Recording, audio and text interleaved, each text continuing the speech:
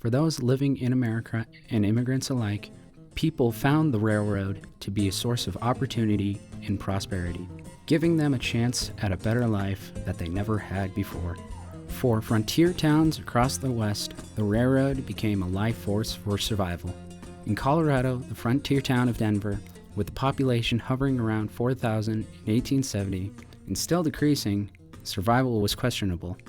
For this decaying little cow town, the Denver and Pacific Railway swooped in like a winged iron horse, creating a turning point that saved the city of Denver and the state of Colorado. When the first train of the Denver Pacific came into Denver from Cheyenne, Wyoming on June 24, 1870, it solidified Denver's fate. Denver would become part of the axis of Western history, from rural towns to urban centers.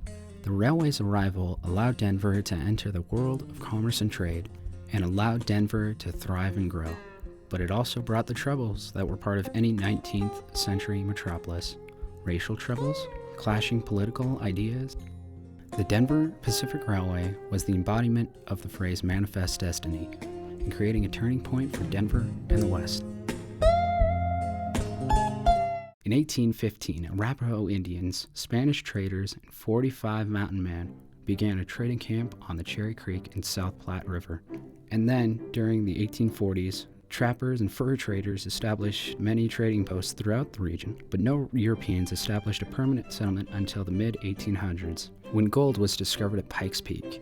In the summer of 1858, the settlement of Montana City was established on the banks of the South Platte River by a group of gold seekers from Lawrence, Kansas. When little gold was found, the settlement died, and most of the settlers moved north to the site where the South Platte and the Cherry Creek convened, and established the town of St. Charles, which became a supply center for the mining towns.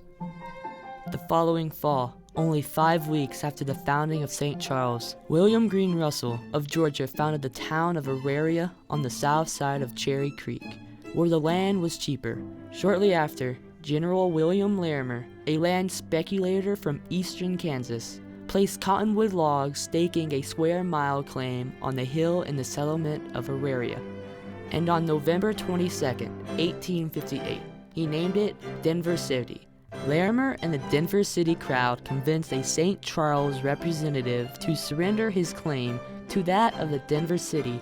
Though officially part of the Kansas Territory, the land where Denver City was situated had no real government.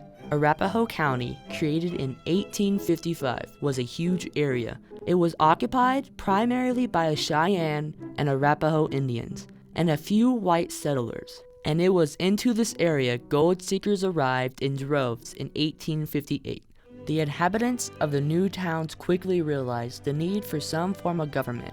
But since the government in Kansas and the United States were entrenched in violence over the slavery issue, there was little time and attention available for the needs of the settlers, so they organized their own provisional government known as the Jefferson Territory.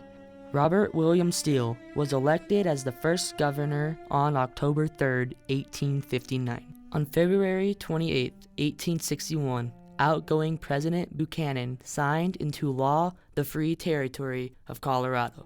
And on March 25th, newly elected President Abraham Lincoln assigned William Gilpin as the governor. By April 12th, shots of the Civil War rang out when the South Carolina artillery opened fire on Fort Sumter. But in the newly formed Colorado Territory, life went on. Denver was incorporated on November 7th of that year and faced its own challenges. In the early morning hours of April 9, 1863, fire broke out in the center of downtown, destroying most of the heart of the city. And the following spring, on May 19th, the Cherry Creek flooded, leaving Denver once again in ruins and claiming 20 lives. It was as if the settlement of Denver was slowly dying off. Hope for the future of Denver rode on the rails of the Union Pacific's Transcontinental Railroad. When Congress passed the Pacific Railway Act in 1862, which provided government subsidies for a new railway to go through Denver, Denverites knew they would become the transportation hub of the West. But in November of 1866, in order to save money, Thomas Durant, the vice president of Union Pacific, announced that Union Pacific would bypass Denver and head instead over to Sherman Hill in southern Wyoming. Almost overnight, half of Denver's population moved up north to Cheyenne for the chance at a better life.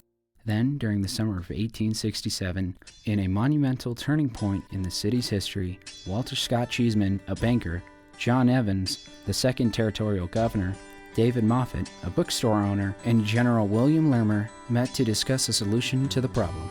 Raising $300,000, Denver merchants took it upon themselves in 1867 to incorporate the Denver Pacific Railway and Telegraph Company to make a connection between Denver and Cheyenne. Construction of the line began in early October of 1869 and was completed on June 24, 1870, connecting to the Union Pacific Railway line. The minute that lone chime whistle was heard on the Colorado Plains, Denver became the booming center of trade and commerce it was destined to be. From 1870 on, tracks grew like vines connecting the Denver Pacific to the Kansas Pacific Railway too. In a turning point for Denver and Colorado, railway mileage exploded in the state, as did the economy. The railroads brought new residents, building materials, and supplies, resulting in a real estate and development boom, which continued for more than 2 decades. Rich discoveries in mining areas such as Leadville, beginning in the 1870s, also stimulated population growth. During this period, Denver's infrastructure was established, with the city's first water, gas, and street railroad companies. In addition, the state's rail network spread, connecting Denver to markets across the territory. When Colorado became a state in 1876, Denver was selected as the capital.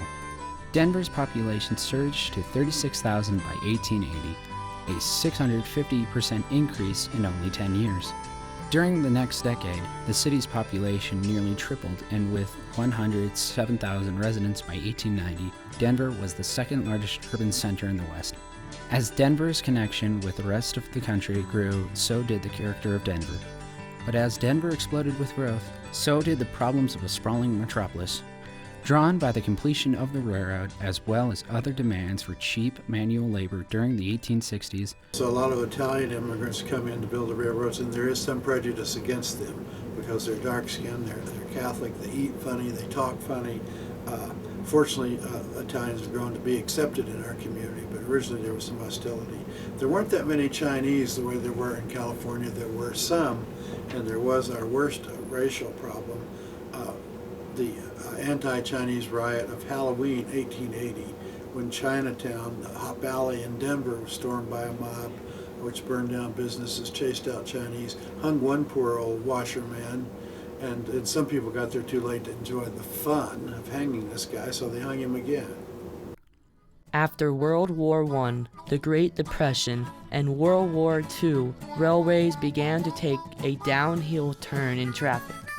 Slowly but surely, the lines dwindled to a small trickle due to the growth of the automobile and the airline services. Soon, the vast existence of American railroad network began to dry up, and though rail traffic has dwindled, the old 1870 rail line of the Denver Pacific from Denver to Cheyenne is still in use. To this day, the great monument to the Colorado and Western Railways, Denver Union Station, built in 1881, still stands and is being remodeled. The turning point ushered in by the Denver Pacific Railway prevented Denver from dying into a ghost town, just as so many cities in Colorado had. It opened the state to wealth and power. The Denver Pacific gave Denver a connection to the nation and became the backbone of trade and transport for more than 100 years. Without the railway and its connection to the Union Pacific and Kansas Pacific Railroads, Denver would have stagnated and not grown into the trade center and transfer point we know today.